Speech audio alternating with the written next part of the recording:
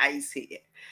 All right, we are live. We're in the box floor. Greetings from Charleston, South Carolina. I'm in South Carolina, beautiful South Carolina. So it was a warm, beautiful day. I'm not bragging because I know Baltimore is a little blustery, a little cold, but I'm still loving Baltimore. This is the BMore BLaK Series. This is a series that we've done for the last 3 years, and we're 4 years old, so this was a inaugural series for Black Box Radio, and we wanted to platform living history. It's very important, as during Black History Month, that we talk about history that's being made on a daily basis. Being Black is history alone. Being in America is not an easy space, and so we have to do things in our community to build community. And I want to platform that each year during Black History Month. So I've had 7 voices.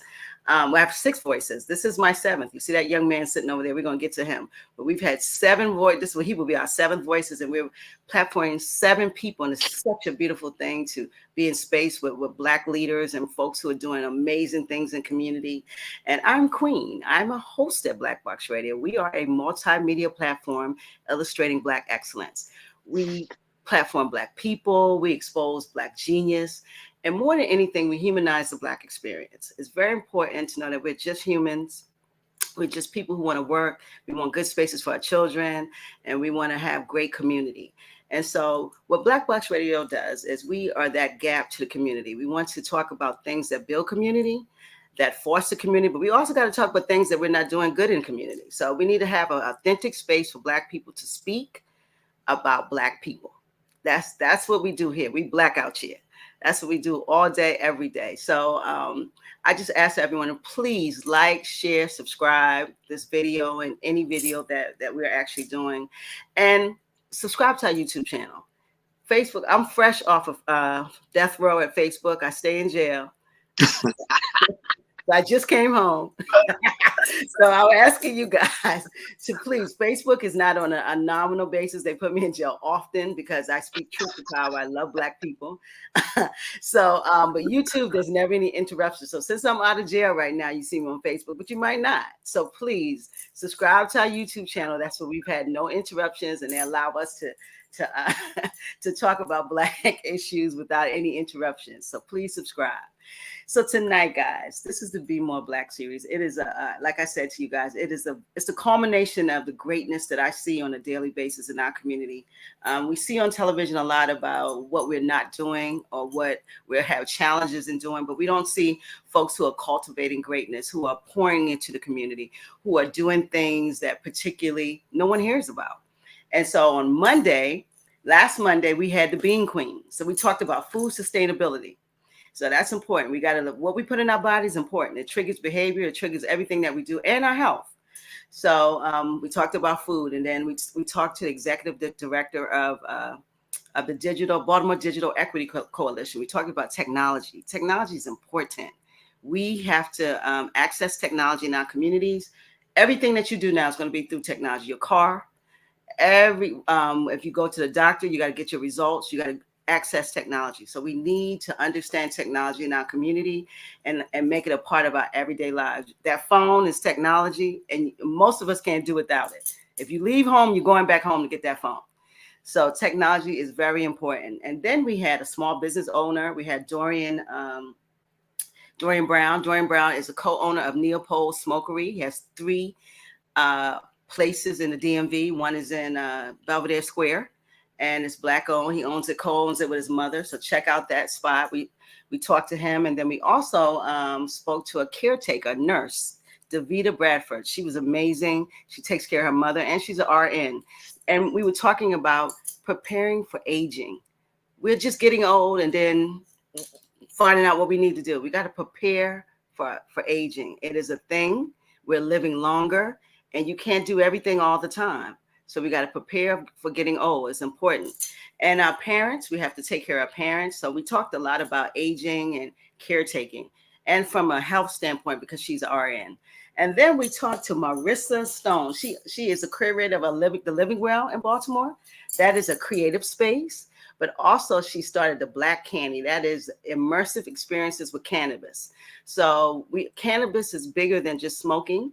It has medicinal properties. It also has better actually smoking is the worst way form of consuming cannabis, actually scientifically. So she's introducing the community, since it's legal in Maryland now, to cannabis and immersive experiences with cannabis. So please check her out.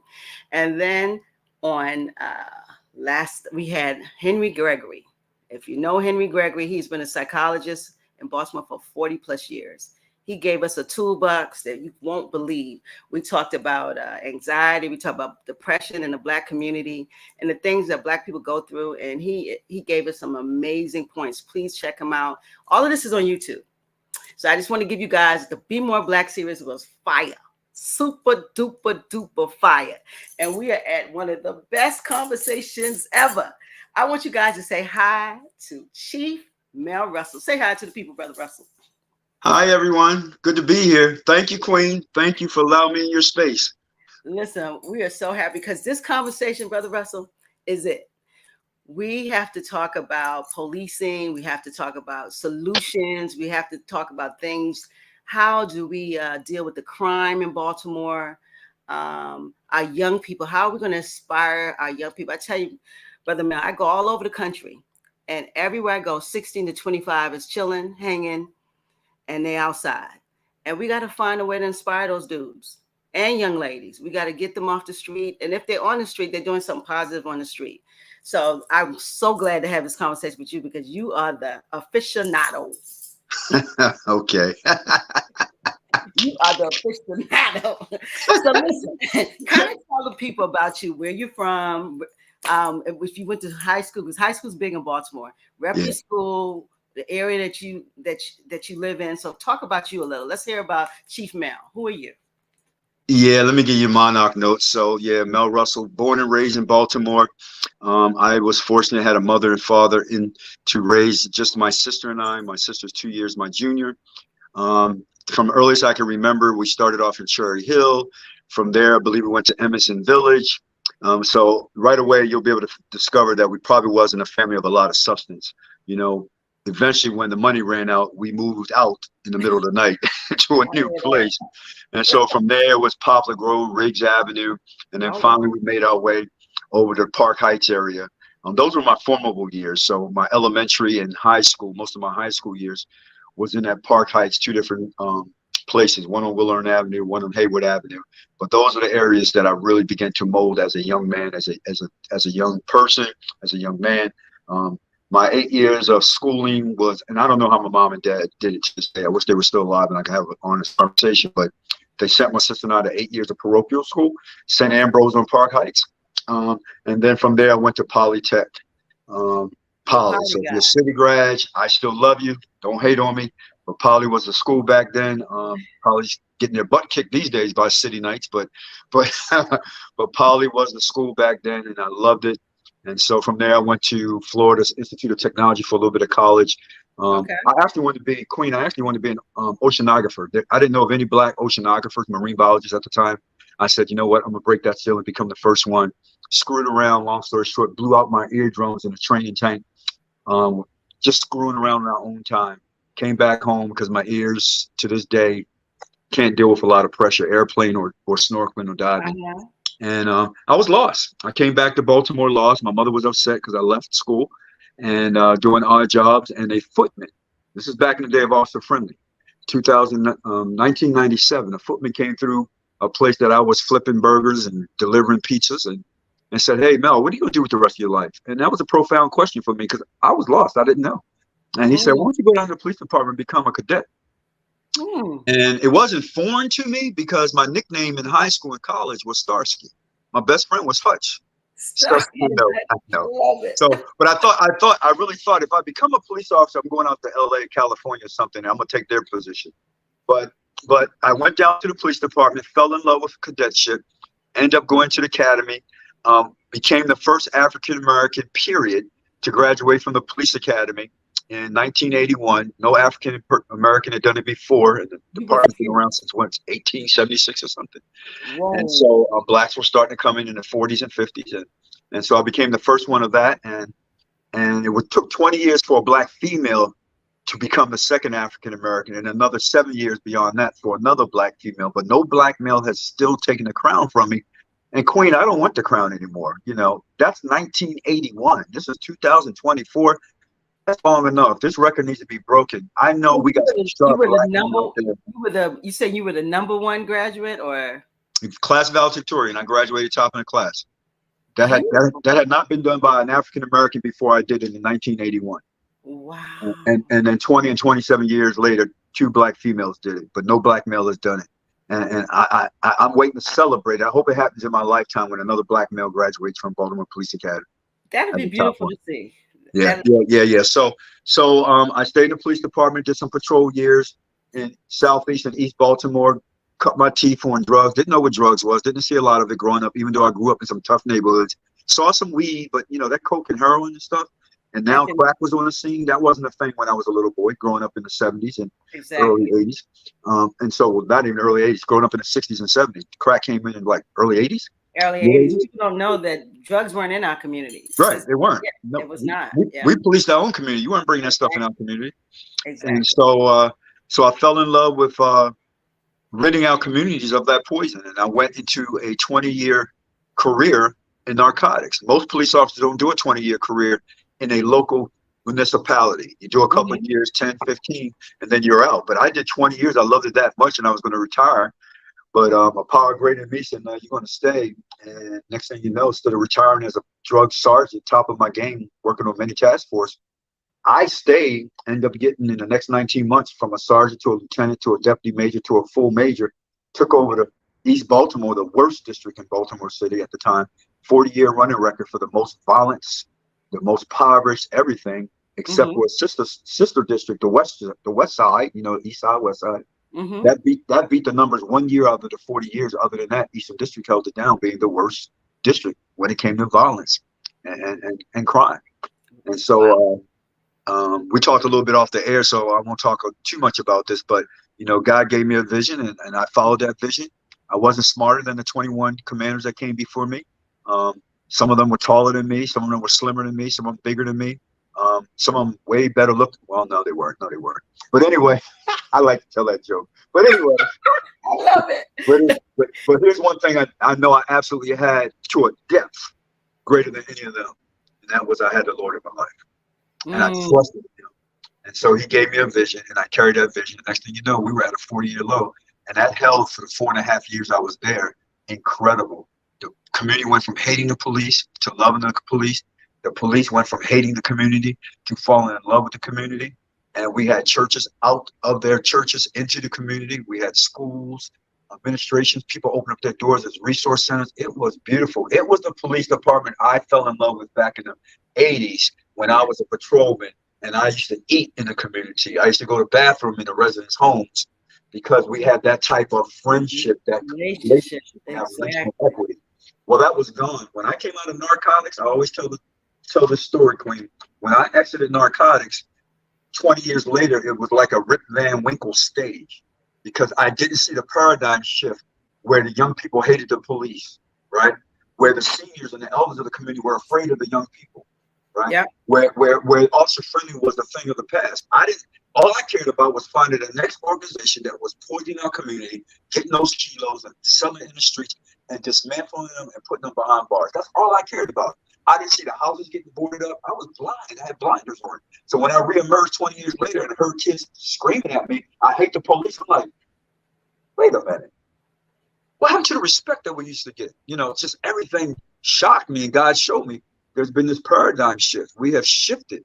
And not just the police department, but the communities have shifted. The churches have shifted. We all got away from being one another. Remember that community, that village we all grew up in?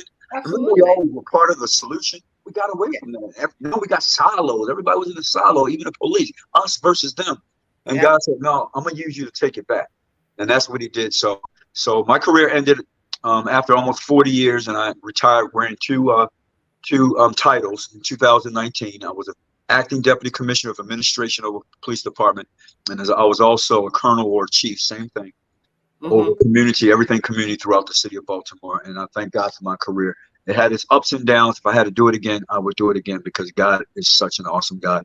And I got to meet a lot of wonderful people, even like you here today. I love that. I mean, that is such a testament. But I want to dig a little deeper, brother. Dig, Yeah, yeah, we got to dig a little deeper because dig. I think a lot of times we said what happened, and I think a lot of what happened is intentional. And what we don't talk about is the intentionality of to break up good community, and the control of the community, and the entrance of what I would say chemicals, from crack to heroin to, this is how you blow up community, you blow up trust, and you blow up relationship with chemicals. And so these are things that we don't talk. We talk about why are the people this way? Why are the young people don't like the police? But why don't we ever? Sorry, I got a little gnat in here. Why don't we ever talk about the intentionality of breaking us down to this point where now we are policed and controlled? So do you think that is an intentional movement, and why is that never talked about when we talk about policing in the Black community? Because I don't think other communities went through what we went through. Yeah, you always hear the conspiracy theorists and people like, oh, that's a conspiracy, brother, yada yada. But there's a lot of truth in that stuff. I started my narcotic career right when crack was hitting. And so I knew what the communities looked like right before, and I absolutely knew what it looked like afterwards. I knew what it looked like when there was, people say Baltimore is the heroin capital of America, right? Yes. So, but I saw it when it was, you could tell that, some things were going on in Baltimore with the heroin epidemic, but it wasn't an epidemic then because you know what? It was only in our communities. Yes, right? It was Right. only in But our all of a community. sudden, I saw as the years went by, I saw it making its way out into suburbs. I saw it making its way into white communities, and all of a sudden people started to sit up and take notice, even as far away as Congress. And like we got an epidemic in America. Well, Yep. it wasn't an epidemic when it was just affecting people that look like me, brown and Black people, right? Sure But wasn't. even with that, when you talked about, let me just be real plain. And you hear this all the time.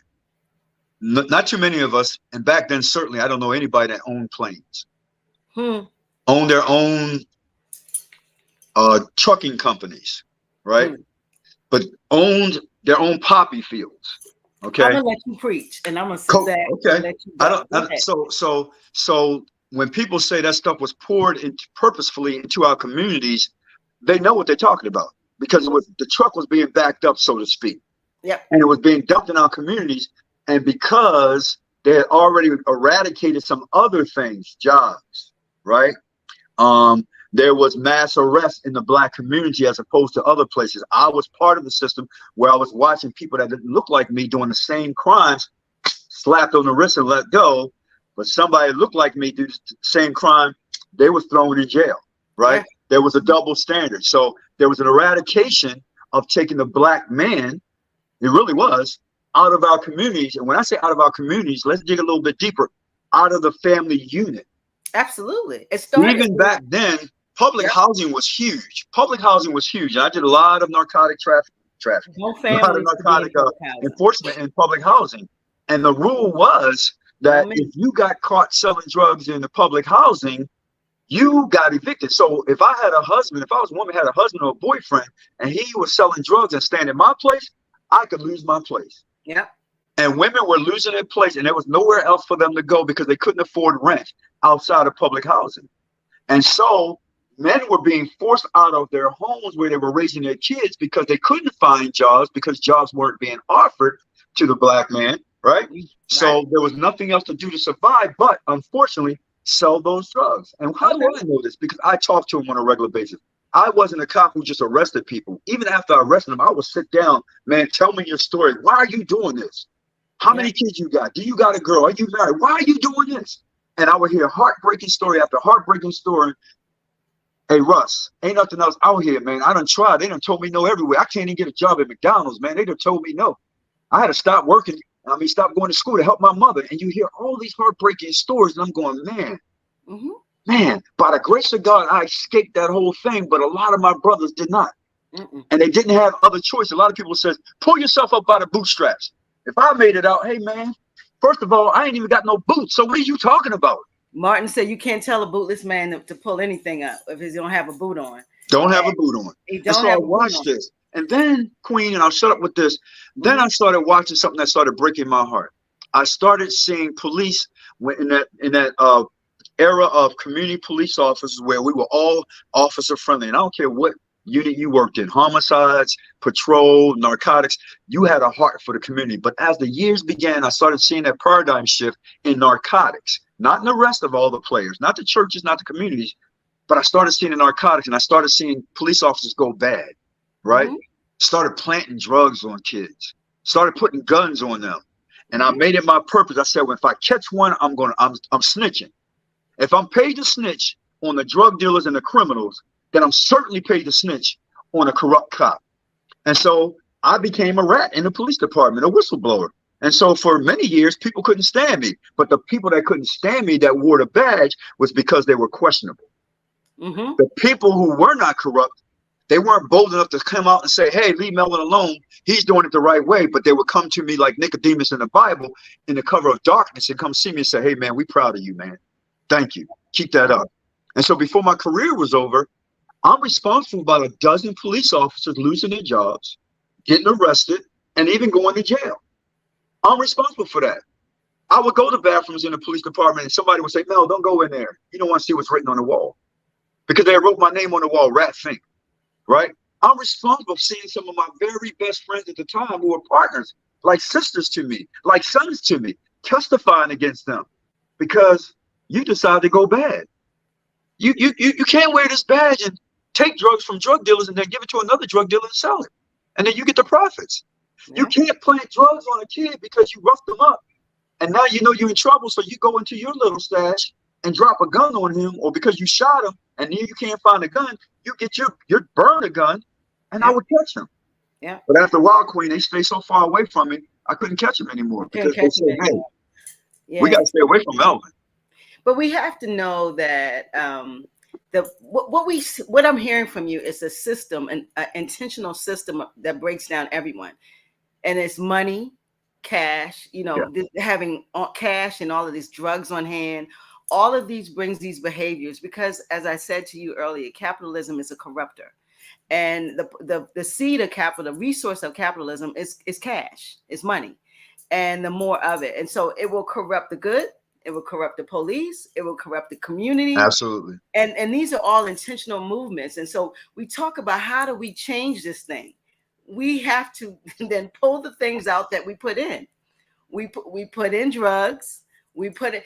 Not only were they dropping drugs in community, they were dropping guns in community. Oh, absolutely. I have a friend who's had a few bids. He's my co-host. Grew up in Park Heights. He said he remember they would find guns all over the neighborhoods, just dropped there for them, AKs, anything they wanted was sitting in the alley when they would get up in the morning or late at night, someone would drop them.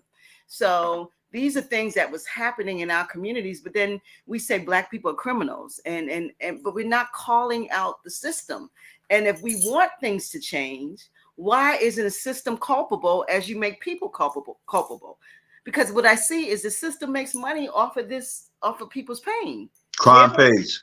Crime pays. System. Yeah, but crime don't just pay for the criminals.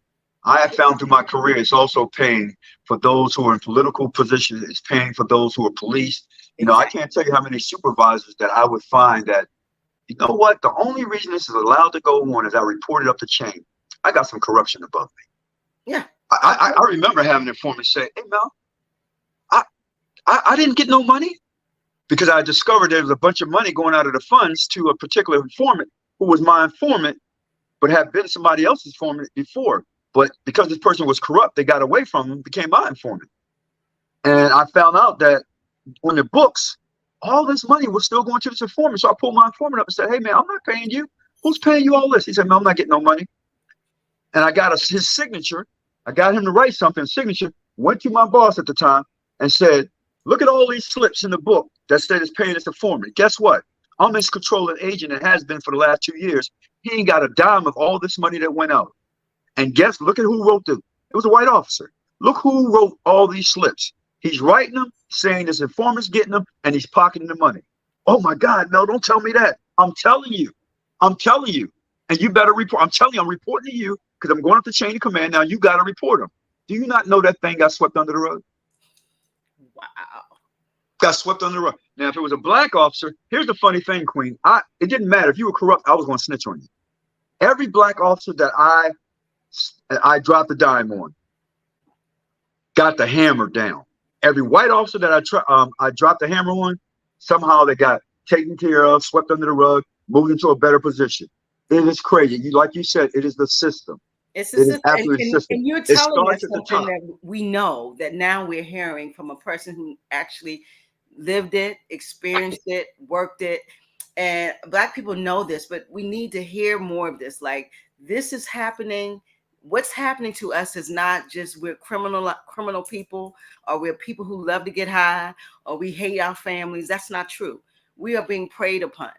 Oh yeah, I'm being very honest. We're being preyed upon, and this policing system that we have in place is to have folks, which is Black people, service everyone else, but themselves. absolutely, It's really absolutely. unfortunate. It's really really And unfortunate. you know what? At the end of the day, all you need there's so many broken components that make up our city the way it's so in disarray.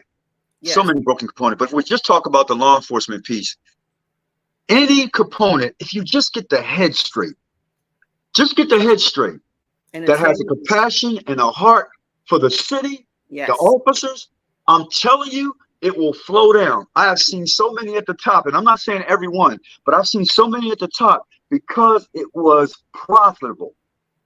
Turn a blind eye, knew things were going on, and wouldn't say anything and allow stuff to go on because there was a flip side. Even though corruption was going on, it was getting guns off the street. Even though a lot of them were playing it, it was getting guns off the street, right? wow. And so as long as the numbers look good, we good. That's Yep, how DGTF task force, that's how those guys were able to go for years. Their exactly. bosses, I don't care what nobody said. And I know their bosses. And some of them were my friends at one time. I know their bosses. They knew that stuff was going on. And they covered up. When they did certain things, they covered up to make sure they could continue to do what they were doing. So all this stuff was known years before it came out. And I'm glad it finally got disarrayed. Now, unfortunately, my integrity was so intact that officers, even though when they came to me, they wouldn't tell me but so much because they know I was going to push the agenda. I remember I had a female detective come to me, Black female, and said, "Sir, I don't like what my white partners are doing." So what do you mean? Every time we do a car stop, they're yanking these Black kids, boys out of the car, and they're beating the crap out of them and calling the N-word, yada, yada, yada. They're planting drugs, they're doing this and that. I said, "Tell me their names. Who are they?" Because it's a very big unit. "Tell me their names, and I promise you we'll get you protected." And all she did was cry and said, "Sir, I can't. Yeah. I can't. Oh I man. won't be protected. I won't be protected. My name will get out. Where would I work where anybody back me up? I would have to leave the department." Even if you gotta leave the department, you know these atrocities are going on. Girl, you gotta say something. And this was one of my hundreds of police children. Because a lot of people I mentored, I call my police sons and daughters. But they Yeah. were so terrified of being ostracized, they just went along to Or get along. even killed. I mean, even Uh, they Girl, had the don't get me ability to started on kill that. you. Don't get me started on that. Don't Yeah, get me started on I that. mean, because everybody in the city remembers Sean. I forgot his Come on, don't get me started. Sean Slater or whatever. I forgot his Suter, last. Suter, Sean Suter. Sean Suter. Yes, everyone remembers that story of a detective going in to Alley and him and his partner. He's Black man didn't come out, and he's supposed to testify the next day. Everyone remembers this story. So on other police, and so we hear, and this is not just Baltimore. Listen, Oh no, I am not indicting Baltimore City Police no, it's Department. nationwide, nationwide. This is a nationwide problem. The police union is a problem. I mean, New York. Oh my gosh, the things that go on in New York Police Department. When my family and what I've heard about police, it's really scary. And then the community though is living this burden. We're being over policed. We're being Underserved. underserved, lack of access, and we're criminalizing young people early in their lives. Even in the school, the resource police, they're very, very violent. We have to find a way to turn this thing around. What do you think are solutions to some of this, Chief Mel? What can we do as a community? So again, you gotta look at leadership. You need leadership to really stand up. I was fortunate that my mother and father put a backbone in me and raised me right. And I had some great mentors, both within the families, uncles, grandfathers. But there were some people out in the community that really put it in me to always do the right thing. And then it absolutely helped when I found the Lord. But let me tell you, I felt a burden for the people in Baltimore City. And so my resources, I protected all people, and I put resources everywhere. But listen, at the end of the day, when a house is on fire, you don't need to send resources to the communities that's not burning up, Ooh, right? You got to send resources where they're on fire right now. right now. Extinguish it, rebuild it, help them get back on their feet. And Mm-hmm. so obviously a lot of my resources and my initiatives that I created were for those communities. And so Mm. we created a lot of things for our young people. Like it breaks my heart knowing I had about a half dozen initiatives as a chief in Baltimore City that I built out for our young people because I knew they were struggling in school and out of school. I knew they were struggling for some things that was going on at home, things going on in the streets, and they were bringing it into the schools. I knew some of them were fighting for their lives. So I built out some things and we came alongside of them, not just as police officers, but with all those nonprofits and those city services that, Yes. listen, you can't sit behind your desk. Our kids need us. And Now. also a lot of people in the community that have a heart for kids, a Yeah. lot of youth pastors. And we built a coalition and we came alongside these kids. So we built out school clinics, sports clinics for these kids for Oh, where they escape, but they were mentoring programs connected to them, right? We right. built out, I built the best, one of the things I love the most, we built out an in-school curriculum for law enforcement. There was none in the country, but two other ones, one in the West Coast or Midwest, and one in one other part of Maryland, where it was actually an in-school curriculum for law enforcement. And I talked to the superintendent and I said, I need an in-school curriculum. Help me make this happen. And they said, yes, how do we do this? And so that's what we did. And I loaned my officers to be in school with teachers that were running programs or curriculums like Homeland Security, right? Mm-hmm. Criminal justice. And Yeah. I was working with our local HBCs, right? To Mm-hmm. give them credits at a high school level. So when they graduate, they walk away with 18 credits. And I'm asking you to give them partial scholarship or full scholarships if their grades dictate so. So they can walk right in Morgan, right in Coppin, right in CC Triple. So anyway, we were asking all these. So we were building all these things out, and Yeah. the kids loved it. And then we trained those kids in school Mm-hmm. who initially the other students hated them. Oh, you want to be a snitch? You want to be a cop? Yeah. Oh, okay. But you know what we started doing? I went to the Oreos. I went to the Ravens and saying, if you can just attach yourself to this program, I know you're busy. I know you're superstars. But if you can attach yourself, if I get one player for a couple of schools that I'm in and Mm-hmm. just come in one day out of the month, Yep. so the whole student body can see you walking up and down the hall with these kids. And Yep. they go, oh my God, that's so-and-so. And run Yep. over and try to get an autograph. And then Yep. you as an athlete say, you know what? I would, but this is my posse right here. I can't give you no autograph. Now, if they tell me it's okay, then go ahead. I'll give you an autograph. So now I gave those kids the cool factor, Absolutely. the Absolutely. credibility. So that's just one. But for the Yeah. hardcore kids who was carjacking, who was robbing, selling drugs, doing everything they thought they were big and bad enough to do, I built out something called a Love You to Life camp. And these are just two that I'm talking about. A Love You to Life camp. Identify them through the schools, the principals who said that the hardest kids that they had in their schools, the ones not coming to school, failing out, yada, Mm-hmm. yada, yada. I asked the different majors around the city, which youth are giving you the hardest problems in your districts, yada, yada. And I asked parents. And so Yeah. we had these kids and we put them on a bus 2 weeks before school started back up, high school kids. Took them out in the boonies, out of Baltimore. They ain't never been out of the concrete jungle. Took Yep. them out of Baltimore into a forest, a deep forest where it was a campsite. And they got off the bus and they were there to meet me. And I was dressed down in shorts and a t-shirt and I was the camp director. All my officers and chaplains that I had built out and clinicians that I had there, all the other people that were backfilling us, school police, Mm-hmm. they all dressed down and they were all counselors. So these kids got off the bus, said, okay, these are all the counselors. They didn't know each other. They came out fussing and cussing and fighting. And I laid down the law. First thing I said is, any of y'all got electronic devices on you? And all the phones went in the air, iPhones and And you pads. collect all of them. And I said, hey guys, collect them all. They said, what? You ain't taking my money? I wish you would. And we collected them because I had some big boys with me. We took them all. Took them all. Yeah. So you get them back at the end of the camp in a couple of days. And we Mhm. took all of those. And I said, for every foul word that comes out of your mouth, you will give me 5 push-ups. But I had some big boys. They're going to give us these push-ups. And so for a child who all they did was curse, 5 push-ups may not be a lot.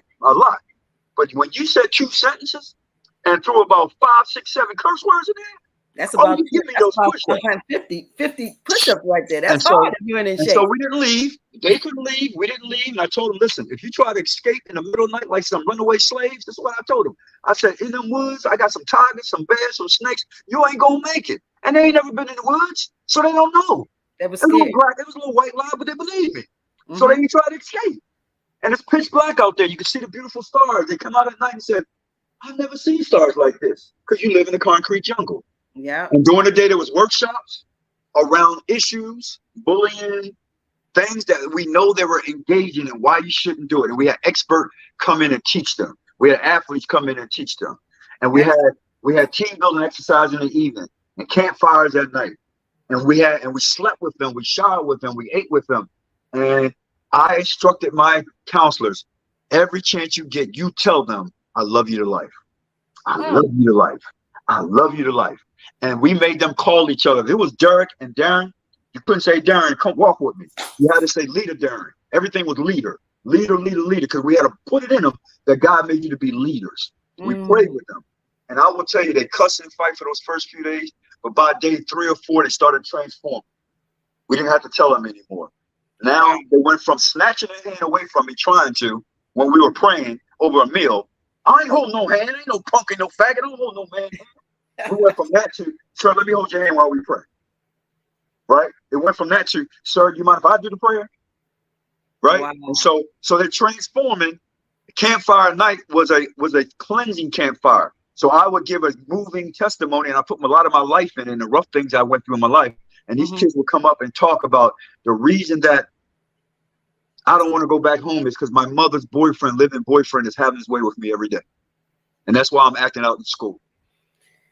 And she would just break down and cry. And her campmates would cry and run over and hug her. The counselor would cry and we would hold her. And before she went back home, I was back on the phone with social service, Department of Social, and I'm saying, you better not let this kid go back to this house. Well, we can't do nothing. I said, I tell you what, you don't do anything, and I'm calling all 4 networks, channels, and I'm making a story on you that I talked to you, and you allow this child to walk back into this vicious environment. Take her out of that home and get her in a safe place. And it worked. I had kids saying, you know, my mother's a probation officer, and she's doing the best she can for me, but when she goes to work, I got so much peer pressure. I sell crack. I cook up crack. I go to a vacant house in the next block over. I cook up crack and I sell it. And I got a gun, but I don't like it. And I'm starting to get scared. I want to turn in my gun, but I'm afraid I'm gonna get arrested. Director, you think you could help me turn in my gun? They didn't even know we were police telling us these stories. And I could tell you story after story. One of the biggest kids that came there, and I'm not gonna say his name, he came there and said, he came to the fireplace and said, sir, I want to say something. I'm so glad my grandmother made me get on this bus because I live with my grandmother. She signed the waiver. But she told me if I didn't go, that I couldn't stay in her house anymore. That's the only reason I came here. But I was about to either go out and kill somebody or get killed because someone stole my drug stash. And I swore I was going to kill them. But I had to get on the bus. And I was going to do it when I got back. But I don't want to do it no more. Can I give you my gun or help get my gun to somebody's because I don't want to get in trouble? Can you help me get a job to help my grandmother with the bills? And we all cried. We all cried. Why are we saying it had though? Why are we had? When these parents, it's the last thing I'll say about just this one, and there are many initiatives. These kids, when their parents picked them back up, their guardians, their guardians didn't recognize them from their mannerism. And their guardians were crying, this is my son? Wow. This is my daughter? They did a 180. We had a 98% success rate. They were going back to school instead of staying away from school. Grades went up, bad behavior went down, and we still mentored them, kept in contact with them, pull them up for pizza parties, bowling, let them know we're here for life with you. We're going to be your mentors. And some of these kids are doing phenomenal today. And so what I'm telling you is we built out the initiatives for every painful place in our community, whether it was seniors, youth, whether it was past, whatever it was. God blessed me to build out initiatives. As soon as, and I'm going to tell you this, Queen, as soon as I was forced out of the police department, one of the first things that happened, and it was designed for me to be forced out, they said, get rid of everything that Melvin Russell ever created. And so everything that we put in place that was being a blessing, getting gang members, we had felons getting jobs because we were going behind the walls, transforming them. And when they came home, we paired them up with the churches right near them so they can have mentors, and we put them in programs and job training. I had professional. I had one athlete that the world knows who he is. That said Papa. He calls me Papa. He's a Hall of Famer. He says, let me help. Let me help with the physical component, because you can clean them up, but they are so full of toxic. Yes, I yes. gotta help. Let me help clean them up physically. We had boys that looked like they were strong, couldn't do 10 push-ups. And so he sent them through a physical regimen for a Yep. couple of weeks. Mm-hmm. And so I had already lined up Under Armour, John Hopkins, every Ed Med hospitality around the city through a speech that I had given with the help of some other people. And they said, we will hire them after you clean them up. They were some of the best employees that these people got. Before I left, we had 700 convicted felons who ain't supposed to have jobs, making $20, $30 an hour. Now they're working. And as soon as I left, we ain't supposed to be doing that. We lock them up. We don't help. Everything that the Lord built through me has gotten destroyed and dismantled. So there's a way to do it. But I'm telling you, leadership. If people don't want to help our people, they won't be helped. They got the resources, they got the know-how. But I'm a starch believer that most of our leaders don't want to help our people. It's very clear. I mean, we see it every day. This is so enlightening coming from someone who's done the work. You know, a lot of times we outside who've never been police officers, who see the degradation in our community, we don't know the whole story. And I don't understand why we even saying had. These programs should have been resourced. They should have been put throughout the city, throughout America. We have this problem is everywhere. We see where the crime is going up, drugs are everywhere. I can't believe this. I'm baffled. Like, why wouldn't they continue? Why would you not continue? My queen, what did we start off saying about corruption and the profitability in it? Yeah, right? You start helping people help themselves, and then they go back and get their brothers and sisters out of the street helping themselves. Because if this continues on, and people laugh at me when I say this, you want to see crime plummet. There's a reason that crime plummeted in East Baltimore, because we was using these principles. You do that across the city, our jails will start emptying out. And they'll have a problem with that. Jail is a money maker. And so we don't understand that jail, certain things they will let go forward, and jail is one of them. Let me tell you something. When they told me, Brother Mel, that the juvenile jail in Baltimore has a Baltimore City school in it, I said, now we got issues. When do we put schools in jail? See, people don't understand that taxpayers' money is paying for an actual school in the jail. I didn't know that. I didn't know that. You didn't know there's a Baltimore City school in the jail? I didn't know that. When this happened? I don't know when. I know teachers who teach there, and they lock in. These young people, listen, family. Our taxpayers' money is going for the new juvenile jail has a Baltimore City school functioning within the jail. Ask teachers, it's there, it's been there. So if your young people they want them to go to jail, and they have a school set up there for them. This is what we're doing to young people. This is the mindset of leadership. And then we hear people say, "Oh, them kids just bad." No, they're not.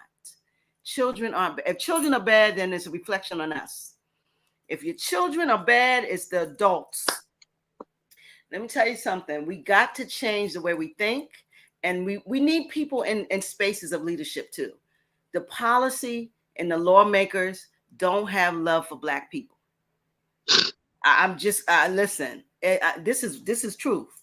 They don't have any love for Black children, because if you cannot put heat and air conditioner in a city school, they got to get out early.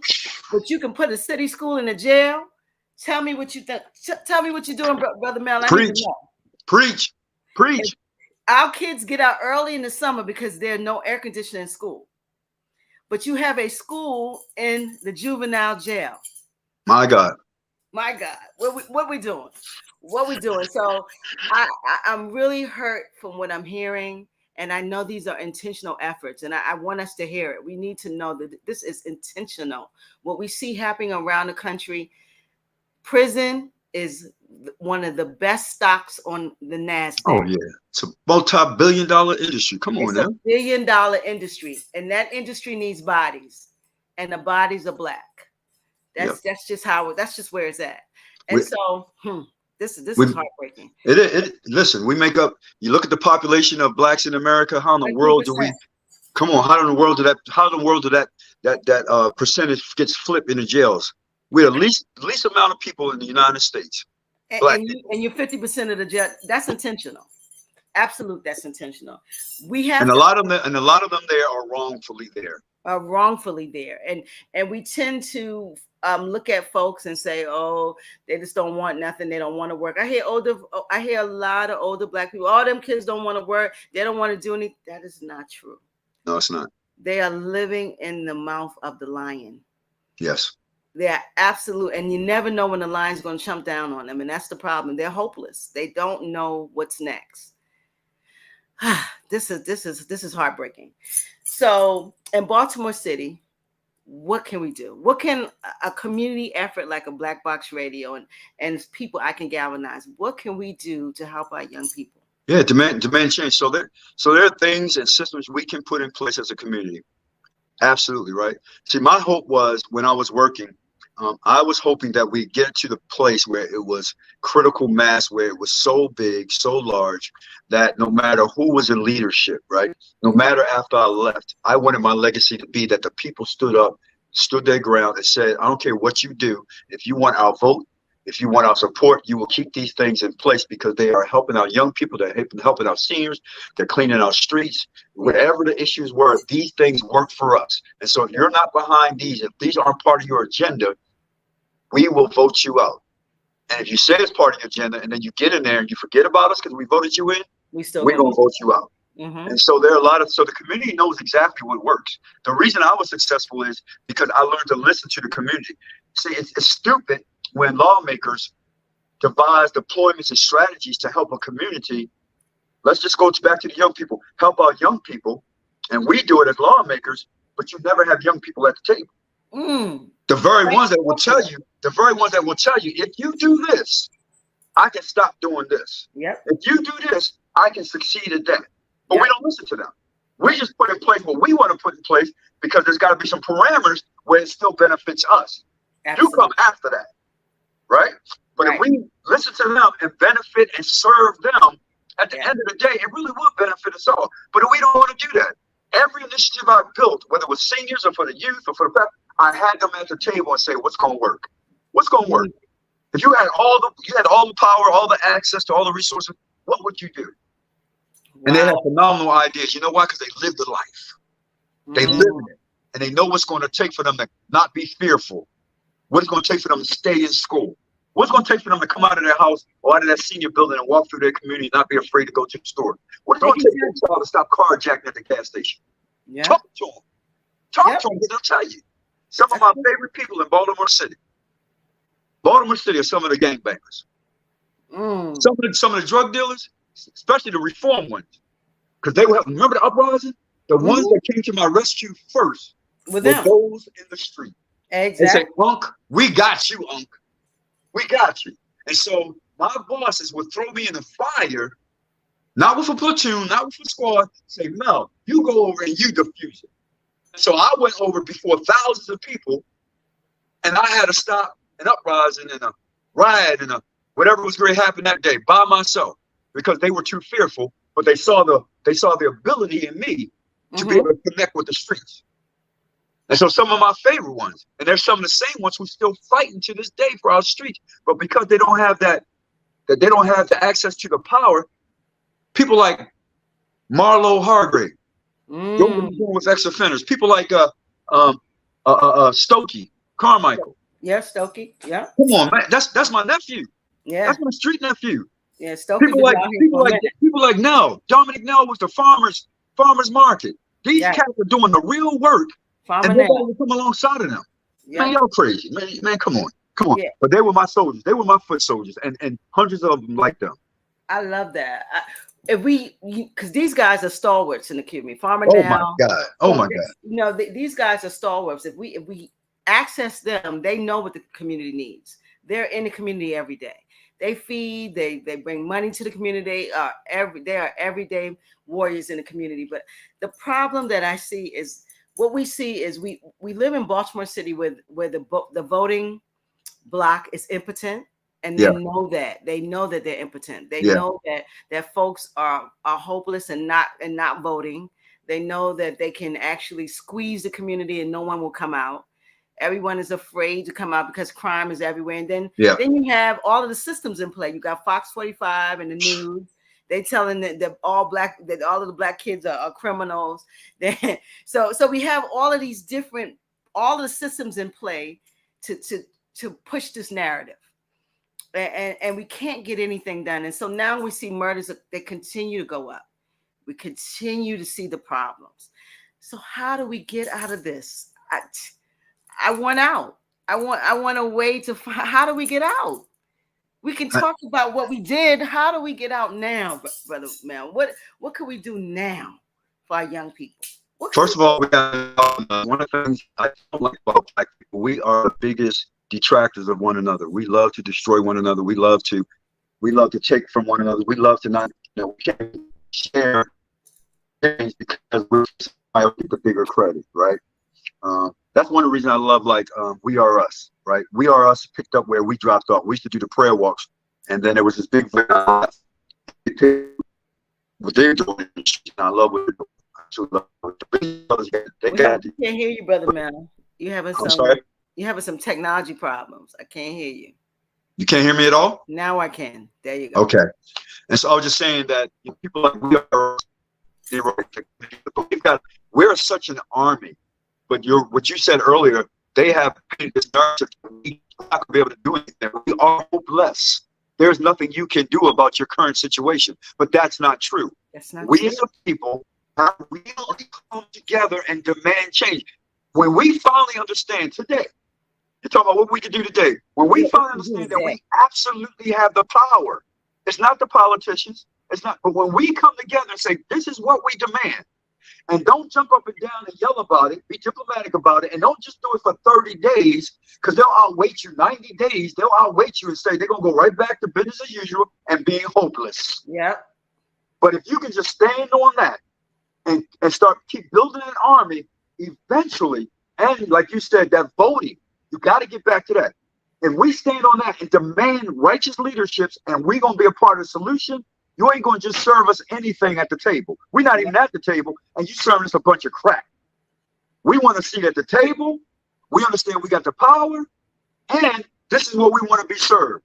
I'm not trying to get no beans and hot dogs, even though it's one of my favorite meals. Today, I want some lobster. Tomorrow, I want some steak. You're going to feed us right. Yeah. And if you stop feeding us properly, then we're going to vote you out. But you're absolutely right. There has to be an effort, an exertive effort by leadership, grassroots leadership, like the churches, like a lot of these nonprofits. They got to come together and they can't go faint. They keep fainting on us. Yep. As soon as they faint, politicians sit back and laugh. The decision makers sit back and laugh. See, I told you. We got to stay strong together. And I promise you, black people, and there's a lot of great white folk in Baltimore City, brown folk, Hispanic folk, and even I got a lot of great Asian folk in Baltimore City. If we could just learn to come together and stick together and stay together, we could change Baltimore and turn it upside right. I promise you we can. But we gotta be attentive about this thing. We absolutely have to be. Because if we keep doing this, missing, we get up one minute, then we back down the next, we're gonna keep on getting what we get. Yeah, we're gonna keep getting what we getting. That's what it is. And we're talking about something in Baltimore City, but trust me, this is happening everywhere. It is. In a country, I'm down here in South Carolina, they have a crime issue. Everywhere there's a crime issue where there's a population of African people. That has to say something. There's not a pattern. But see, then everyone else, all of the other systems say that this is contiguous to black people. This is everybody. That's the narrative. That's the blame game. That's the narrative, yes. That's right. That's the blame game. But can I tell you, the last 5 commissioners I worked for, I went to them and said, I can help you drastically reduce crime across the board in this city, but you're the boss. I'm a subservient to you, right? So like I'm 3 layers below you, but you have to give your stamp of approval. I got access to every major gang organization in the city. I got access to those who sanctioned the homicides, the killings, those who are doing the carjack. I got access to all of them. I have met with them. I consider them credible witnesses because they're doing it. And they come to me. I didn't go to them and said, we can stop this. At least we can dramatically reduce it. But we need some things too to do this because we do this to survive, baby. Yep. But if you bring to the table, and it's so easy, Queen. All they asked for was jobs and housing. That's it.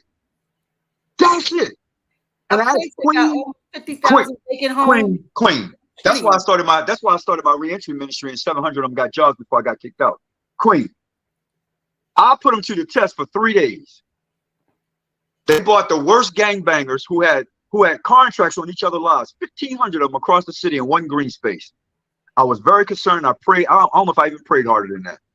Wow. They fellowship for 12 hours, had a ball, cleaned up the green space, cleaner than it's ever been. Call me and say, now watch what happens. Over the next 3 days, they shut the crime down across the city. Queen, there wasn't one, and you can go back and check the data. There wasn't one violent crime across the entire city for 3 days. They called me after 3 days and say, hey, any homicides, any shootings, any aggravated assaults, anything, carjackings? And I checked, had downtown analysis check. They said, it's been quiet for 3 days. And they What? said, now, and I told them, I said, no, it's been quiet. They said, I told you we can do it. You go to work and start working for us, meaning get us those jobs and those Mm-hmm. housing, and I promise you we'll shut this thing down. But right now, we still got to eat. We still got to put gas and electric for our mama's house, Mm-hmm. pay for the rent. So Yeah. guess what, the truce is over, and we got to go back to surviving. And I understood that. Queen, I told every last of the 5 commissioners, they said, nah, man, we ain't interested in that. How What? could you not be interested in that? Because of what we've been speaking of from the onset of this conversation. I'm telling you, I will say this is the way that the inhumanity in humans that I see and these isms that we hold on to, it hurts everyone.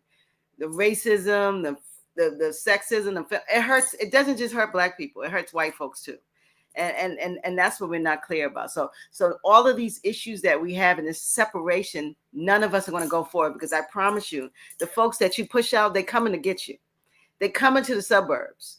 They're coming. They're going to come find you. You're not going to be able to run. Your money ain't going to keep you from them. That's right. And so this is what we see. We see crime moving outside of the city limits. We see drugs everywhere. drugs is circumvented everywhere. But you know what they did?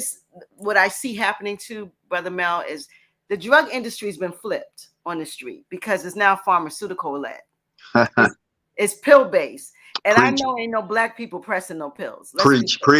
Especially no level 5 fentanyl. We not pressing them. You can't even get that you can't even get that in your hands. So whoever's bringing that, so if people are getting high off of something that they can't even touch, they're not the drug dealers. They are not the drug. We can lie and say whatever, but the drug game has flipped. So when I look at the young men now, they got to find new ways, or they have to deal with a middleman that's got to be the pharmaceutical industry. It has to be, because fentanyl ain't in the drugstore. That's right. It's not. You can't get to it, and if it is, it's locked down. You got to. It's majorly to get to. If it's in a pharmaceutical, it's very much locked down. So I see that now pharmaceuticals is in the drug game. Guns are always prevalent, and now guns that are deadlier are prevalent. How can a community grow with so much blight around it? And then we're not talking about the lack of housing, the houses that are decayed in the neighborhoods. There's no green grass. There's no good food. I can keep going on. This is a system that is killing our neighborhoods, and we see it, and we continue to keep going. Well, you know what? We got to really do a better job at raising awareness, but you just can't raise awareness in our community to these people who are engaging in all this. You've got to be able to give them the alternative, right? You absolutely have to. You can't just tell them, stop it. You can't do this. And then there's nothing else. That's ludicrous. You can't do that. A commissioner told me many years ago, he said, Mel, it would be so easy to kill drug trade in America. He said, because we ain't got no poppy fields here. Ain't none of this stuff being grown here. He says, we got military soldiers who are protecting countries, protecting small villages, and right behind them are acres and acres of poppy seed. Absolutely. We could send one of them large cargo vans over there and drop a particular fertilizer right on those poppy fields, and nothing would grow for the next 20 years. That lets you know, Mel, don't nobody want to stop this. Congress, nobody else want to stop this. They wanted to get here because you know what? I don't care how you can get to the very top of leadership in this country. Everybody's got, not everybody, but the key people got their hand in the pot enough that they're not going to cut it off. Right. And so now the new drug, like you said, pharmaceutical, you don't think Congress can pass laws to stop this crap? Immediately. But it ain't going to happen. It ain't going. So it's not. So now we know it's not going to happen because the power of the dollar bill and those who are at the top getting wealthy off of this, we got to educate ourselves enough to say can't happen in our house. It can't happen in our community. But again, you can't just say that. We got to build a community in such a way that everybody gets to eat, right? Yeah. Everybody gets to succeed, so they don't have to turn to what they're pouring into our communities. Get to the point where we can be like Nancy Reagan said a long time ago, just say no to drugs. But we got to raise the awareness and put the resources in the community, because until we put the resources in, you can't tell these kids nothing. You can't. You cannot. You cannot take everything out of the community and expect for them to not want to get something. You got to bring something in. And so what I would love to see something come in, but they won't even allow it to. They won't even allow it to go forward. That's the thing about it. We see so many programs can't get resources, can't get money. We can't do things in the community because there's no resources there. I don't know. This is a vicious cycle. I will say that it's a very vicious cycle, but I know it's not the community. I know it's intentional. That's what I know. And so what I will ask you though, you said you were pushed out of the police. Why you say you were pushed out? Well, I know, and I said because I was the commissioner before me got in a little bit of trouble with tax problems, and so the position became open. And I said, you know what? I've been begging commissioners to do this and do that. I can get a lot of work done if I became the commissioner. A lot of work. Matter of fact, people would probably start jumping out of windows because there's leadership that are corrupt. And they know I know they're corrupt. They probably would leave as soon as they even thought I was going to be a commissioner. I would cleanse this department so quick and get rid of the corruption. Put the right people in position instead of these wannabes and these thieves and these thugs. So I applied. I became a finalist. My downfall was, and it was not deliberate, was the Sun paper. The Sun paper had some crack shot journalists who wanted to know who was applying to become the police commissioner. And it was 3 locals, me, 2 of my friends, and 2 outsiders. And they printed a news article. Matter of fact, they called us. We were all flown down to Orlando, Florida for a trip down and then back, directly back, to do a final interview. I knew I knocked it out the park. I said, I'm going to get this job. And the city's about to be blessed because God's going to bless the city because I'm going to allow God to work through me. By the time I got back, well, they called all of us while we were down there. I know this later. When they called me, they said, hey, Chief, Colonel, we understand you down in Orlando applying as a finalist for the police commissioner position. And because I made a promise to the mayor to be confidential, I said I can neither confirm nor deny. But the other 4 all made comments. Yes, I want to be the commissioner. Yes, this is what I would do. So they wrote the article a couple of days later, named all 5 of us, quoted all of them. But when it came down to me, they said, we spoke to Colonel Russell, but he said I could neither confirm nor deny. But by my name being mentioned in the paper and me being a son of Baltimore and loving the city the way I do, and so humbled that the city loves me back, the mayor's office got flooded. Everywhere she went, her phone went crazy. You got to make Mel Russell the next police commissioner. And she called me up one night. She knows I'm an assistant pastor or man of the cloth. She almost cussed me out, but I think that stopped her.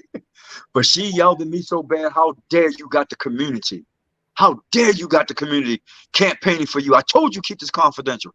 I said, Madam Mayor, with all due respect, did you not read the paper? What you need to understand is I am a son of Baltimore and I am blessed that the city of Baltimore loves me.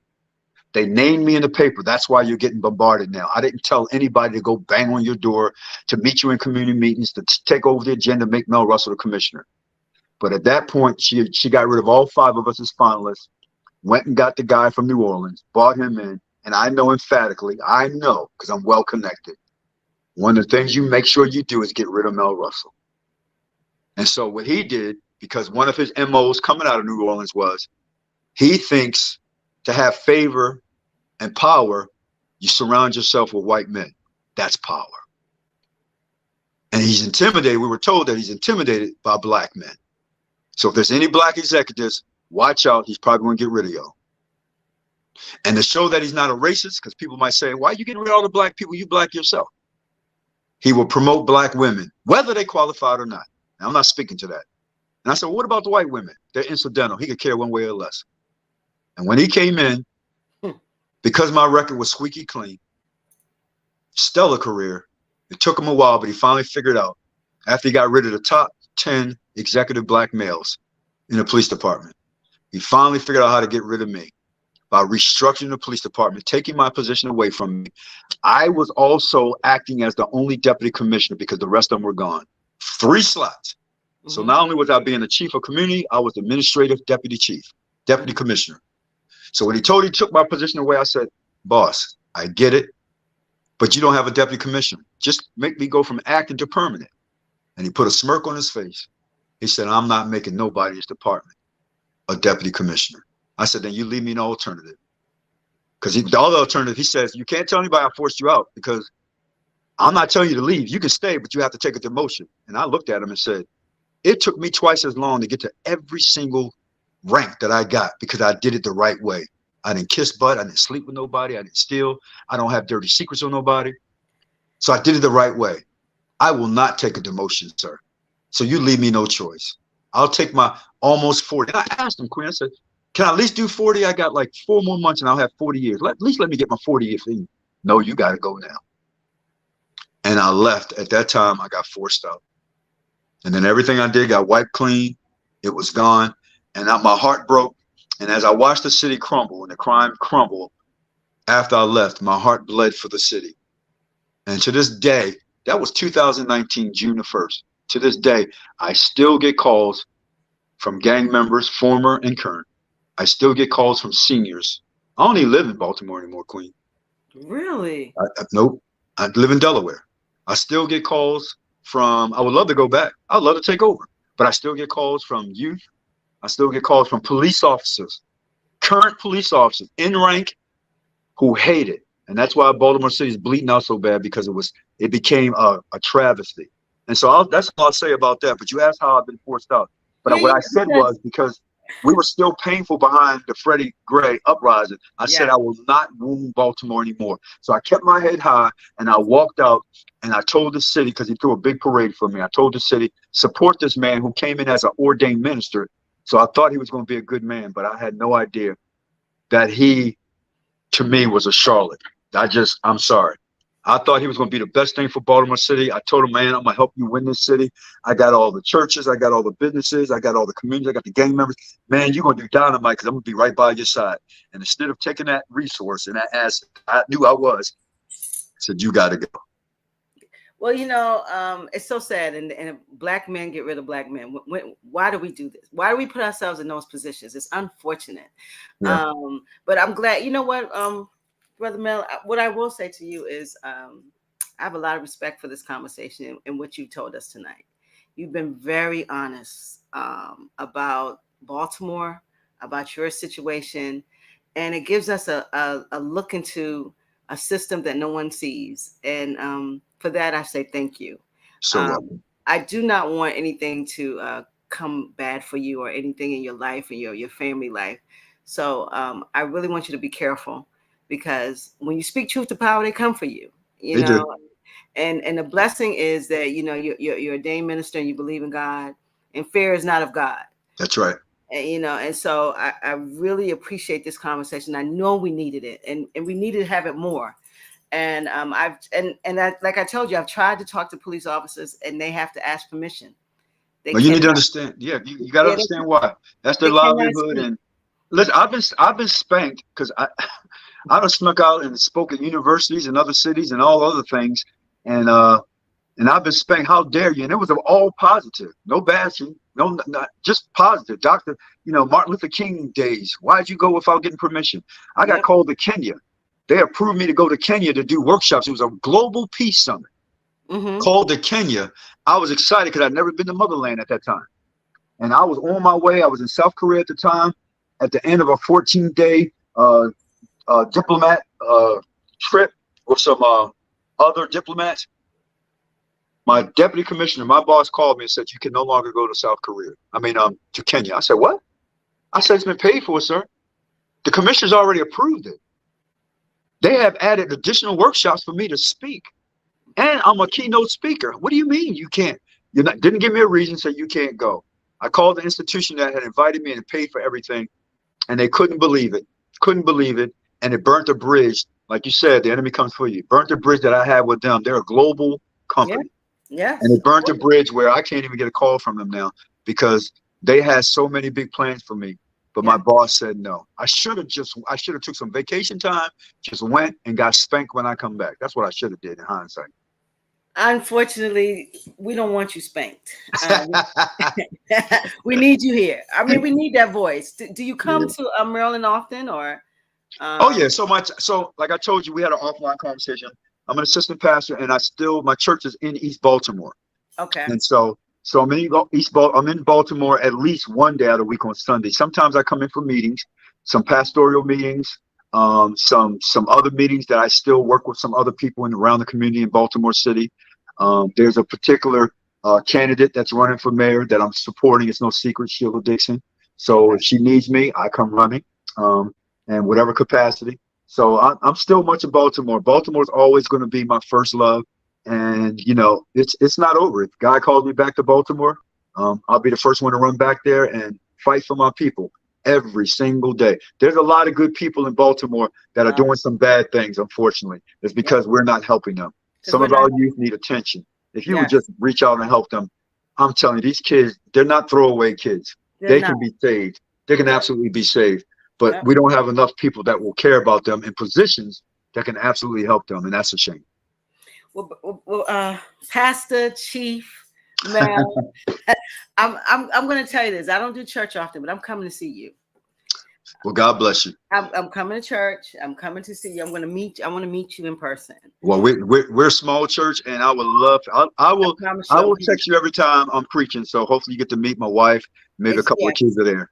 I would like to meet your family. I'm coming, and we're starting a live show come in September where we're going to be live in studio downtown Baltimore. And I would love for you to sometimes to come in and speak to the community. What I really want to do is try to build a coalition of community partners. Whereas, because one thing we need is we need a media piece. We need to be able to talk to our community too. But we also need to get the work and cultivate work. And I'm about that work.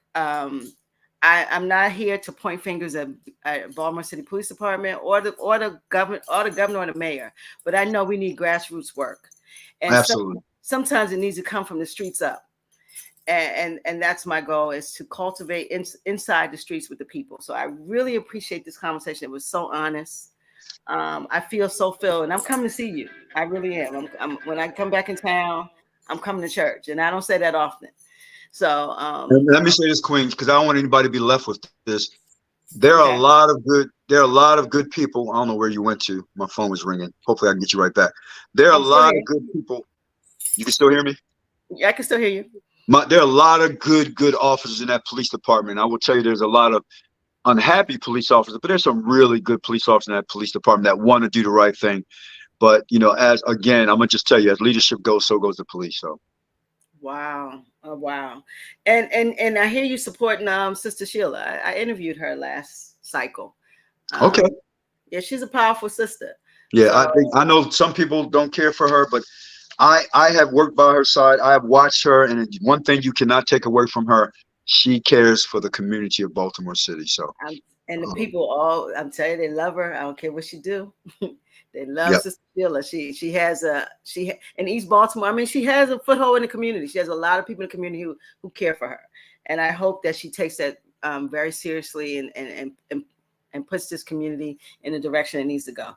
So, guys, you see, I lost Brother Mel. This has been an amazing conversation. Policing is a problem in our community. It is definitely a problem in Baltimore City. It's so sad to hear the length that we would go to not help the people. We'll get rid of the good ones. So I just talked to one of the good ones. This has been the BMore BLaK Series 2024. He is the last of my 7. I've had the top 7 that I could put together this year in February. We're at the end of Black History Month, and understand that our history continues, our legacies continue. Work in your community, be great in your community, love your community. Understand that we are the ones we're the only ones that can turn this thing around. Everyone wants to get rid of Black people, but you can't get rid of the dominant gene. That's what I want you guys to know. We are dominant, we're great, and we got to cultivate our own children in our own communities. That's just what it is. I know you say, oh, the young people, it's not them, it's us. As adults, we got to step in and we got to do great things for our community. Looks like Brother Russell's trying to come back, but his device won't connect. I'm going to get out of here. I want everyone to please like, share, subscribe. And that's to YouTube. I'm fresh out of Facebook jail. I stay in jail just because of interviews like this, because we tell the truth and we talk to people who can tell the truth. And so please subscribe to our website, blackboxradio.com. And that's BLAKBOXXRADIO. You see, I have it up here and behind me. And please subscribe to our YouTube channel. That's Black Box Radio. Just subscribe. We have videos. Next month is Women History Month, where we'll be talking to some great ladies in community. And we're going to do some things, not just in Baltimore. We're going to be outside of Baltimore with women who are doing amazing things. So please stick with us. Be community with us. And please subscribe, like, share. Have a good night. We boxed up and out. Deuces, everyone. Greetings from South Carolina. I'll be back in Baltimore soon. Bless up. Peace. Have a good night.